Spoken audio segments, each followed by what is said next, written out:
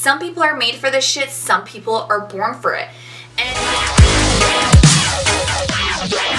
It's a them program.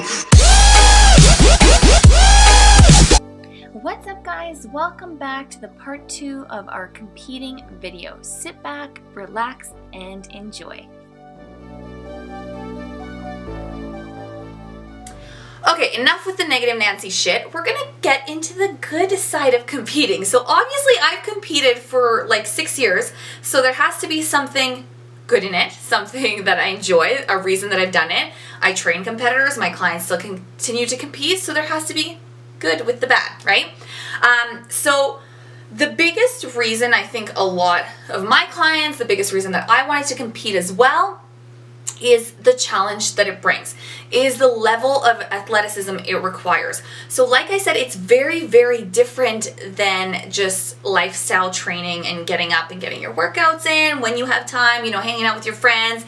It's very, very different. It requires a lot of commitment. It requires a lot of scheduling, a lot of focus, a lot of drive, and it requires a lot of mental strength. And I think many people thrive off of that and enjoy that challenge that it brings because it really allows you to push yourself mentally and physically where you normally wouldn't go. So for me personally, and I think a lot of my clients love the challenging aspect of competing and just really seeing what your body is capable of.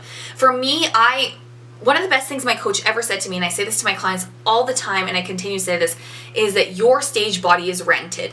And that's such a perfect way to put it because it's true. We diet down for this. We pull carbs, then we carb load. Some people pull water. Whatever it is that you're doing it to show your absolute best on stage. So that body is a rented version, if you will, of your body. It's a glammed up version. You're tanned, you have a suit, you have hair and makeup for guys, whatever. Maybe you're not having the hair and makeup, but you have, you know, that spray tan that makes you look that much more shredded, that much more lean.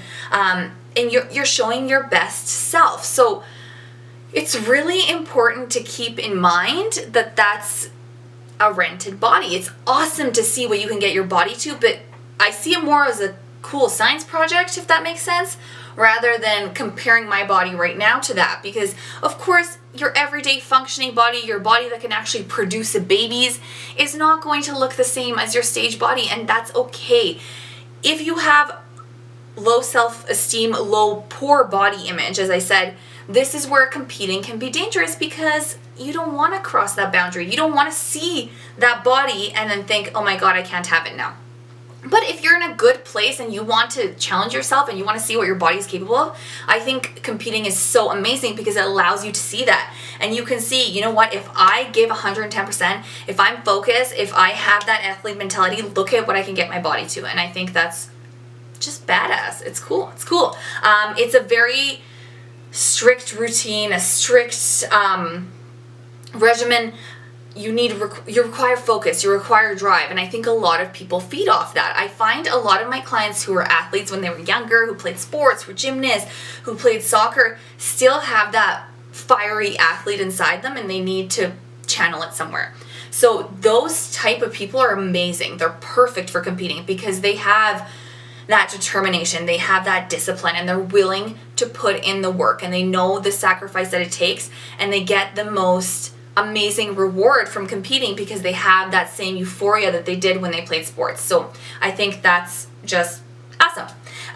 One of the other really cool things about competing is the people that you meet and the experiences that you get. It's not just about you, and I think if you can really take it for what it is and take it as not just a single person sport, because a lot of the time people view it as that and they view it as very lonely, and it doesn't have to be. So for us, that's why I created Team Tight and Curvy, because I wanted the girls to have somewhere where they have that support, where they have that sport team atmosphere without doing it on their own. And competing can totally be like that. You meet so many amazing like-minded people with the same goals, with the same routine, with the same structure, and it's really cool to see that you're not alone, to see that other people have the same goals, and they're, you know, when you have a bad day, they're going through the same struggles, and I think that's just awesome. Being on stage and, you know, getting that experience alone is probably my absolute favorite reason for competing. I mean, if I could just go on stage every single day and just wear a bathing suit and rock high heels? I probably would. I love being on stage. I think it's so awesome to work your ass off and then go out there and showcase it and have your family and friends and everybody who supported you throughout the journey cheering you on. I think that's just awesome. It's just freaking awesome, you guys. So, you know, having that like end result to your hard work, so you work so hard to get somewhere and then you get a place to showcase it, that's one of the coolest things that I would say about competing. The other thing that I really notice and I find is interesting, a good type of interesting with competing, is that it really breaks you out of your shell. So I have lots of clients who are like huge introverts and they're nervous to talk to people and they don't really, you know, socialize with the rest of the team as much as the rest, if you will.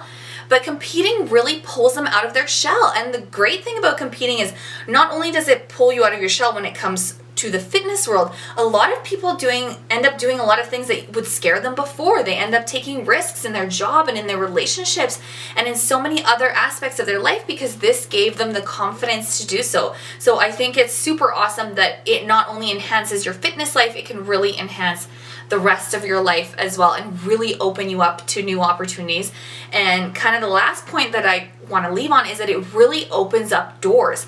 So if you are somebody who wants to get involved in fitness, in the fitness world, you look at people like like Ashley Kaltwasser and Justine Murno and you think like, I want that. I want to have a career in fitness. You may not get it by competing, but you will have those doors open. You will have help to open those doors through competing. For me, I don't need to compete right now to build my business or build my name. But competing is what got me to where I am. Competing is what put me out there to have magazine publications. It's what put me out there to get sponsorships. That's how my sponsors found me, is by seeing me on stage. So if that is something that you are interested in, if you want to become a sponsored athlete, if you want to become a pro one day, obviously you're going to need to compete to become a pro. But if you even want to fitness model, you don't have to win a show to become a fitness model, but doing a show can definitely open up your doors to becoming a fitness model and being scouted and somebody and the right person seeing you and the right magazine seeing you. So a lot of the time at those shows, your sponsors are there looking for new talent, looking for new athletes, and magazines and photographers are there looking for new talent and new athletes. So this is the perfect opportunity if you want to get involved in fitness. And if you want to be in the fitness world, is to open up doors by competing. Sorry, I'm struggling today. So I just want to wrap up the video with some things to keep in mind when it comes to competing and just kind of things that I think often aren't talked about, or if they are, people don't really understand, you know, what is being said. So we have the good, we have the bad. Of course, there's bad things to everything. Of course, there's good things as well. And you guys have my own little story. So I want to wrap it up with just kind of talking about things that you should keep in mind if you want to compete. So the one thing that I would say, and I say this to clients all the time, is that only do this if you're 100% in. Don't say, I'm going to do a show or I'm going to be a fitness competitor if you're going to half-ass it. If you're going to, you know, stick to your diet 80% of the time and screw around the other 20, if you're going to get half your cardio in, if your lifts are kind of like not that great, if you're not pushing yourself to where you know you could be, then I highly suggest you don't compete. Why do something that is so strenuous to your body, that takes so much time and effort and dedication, and not give it 100%? And then on the other hand, I look at it from the people that do give it 100%. To me, it is almost insulting if you call yourself a fitness competitor when there are people who hustle day in and day out and work so hard to earn that title. A fitness competitor, if you are an athlete and a fitness competitor, that title should be earned.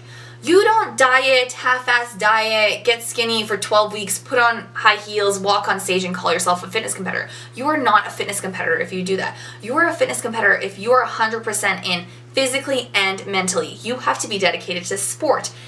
And speaking of that, being dedicated means that you're dedicated year-round. not for your 10, 12, 16, 18, 20 weeks of prep.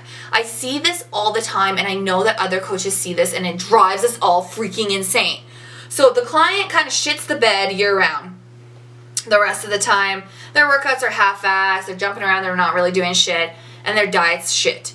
And then they come to you and they're like, I'm 100% committed, let's do this prep. And you're like, okay, but you didn't get any better. So now it's going to be harder for you to diet this person down, because the first thing we have to do is lose the fat they gained in their off season. But then the other thing is, all of their other competition has taken their off season, as we like to call improvement season, to get better. So now they're better and they're ahead of you. How are you going to catch up to them?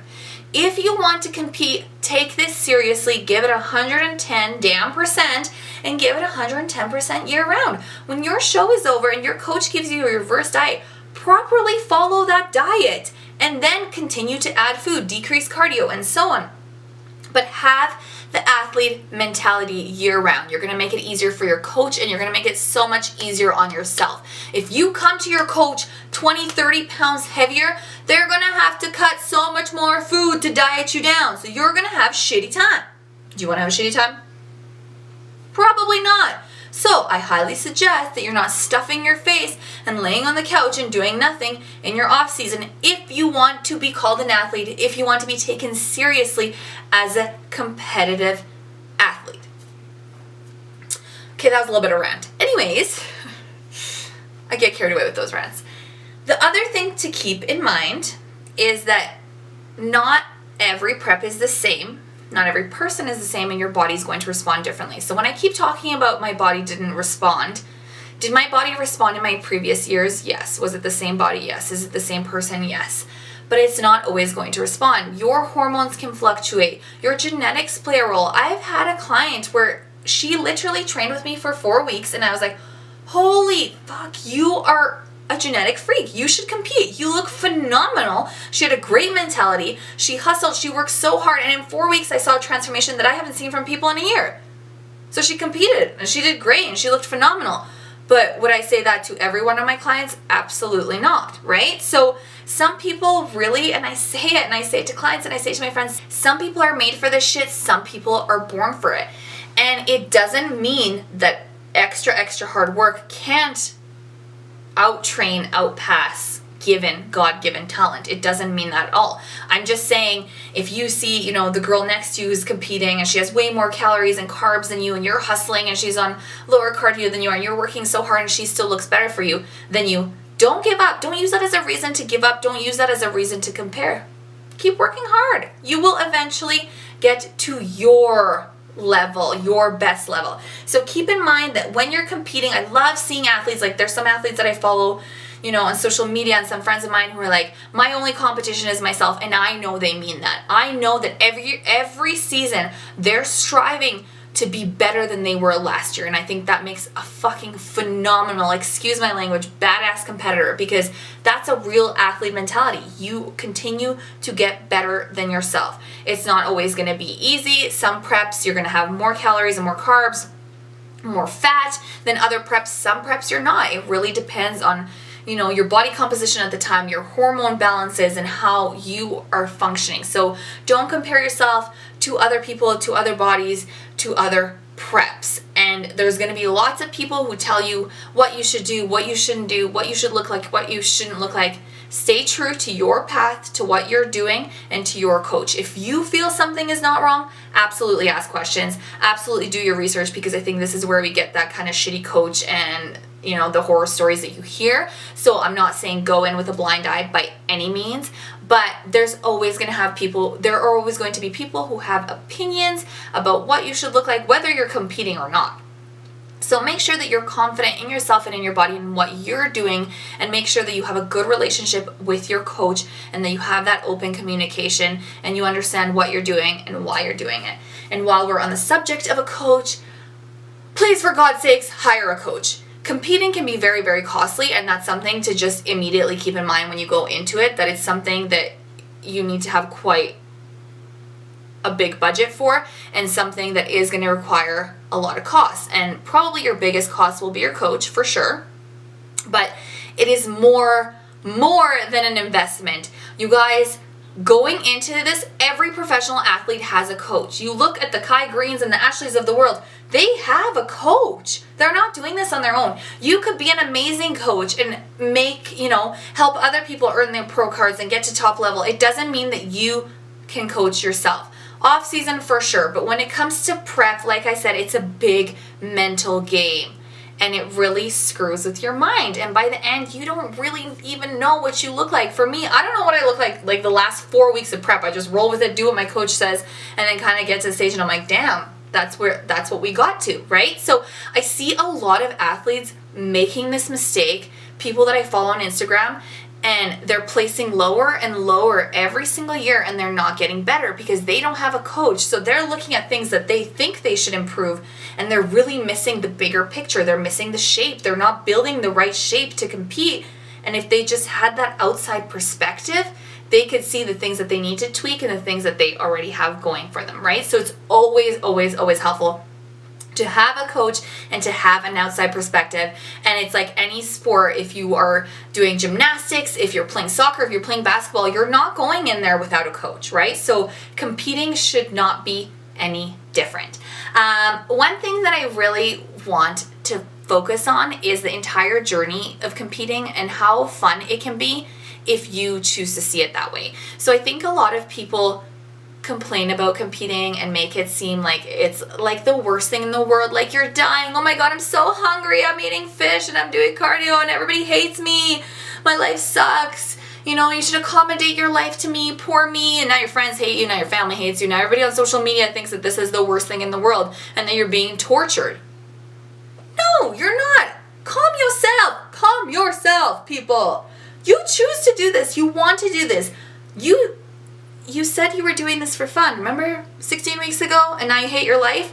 Of course it's challenging, of course it's difficult, but remember that if your friends and family and your followers are saying, you shouldn't compete, you look like you're really struggling, you're having a bad time, this is making you a different person, it's because you're portraying that. Competing to the outside world is what we make it. So if you're constantly bitching on social media, talking about how hungry you are, how much your life sucks, of course people are going to think that competing sucks. Of course you are going to perpetuate negative thoughts and think that competing sucks.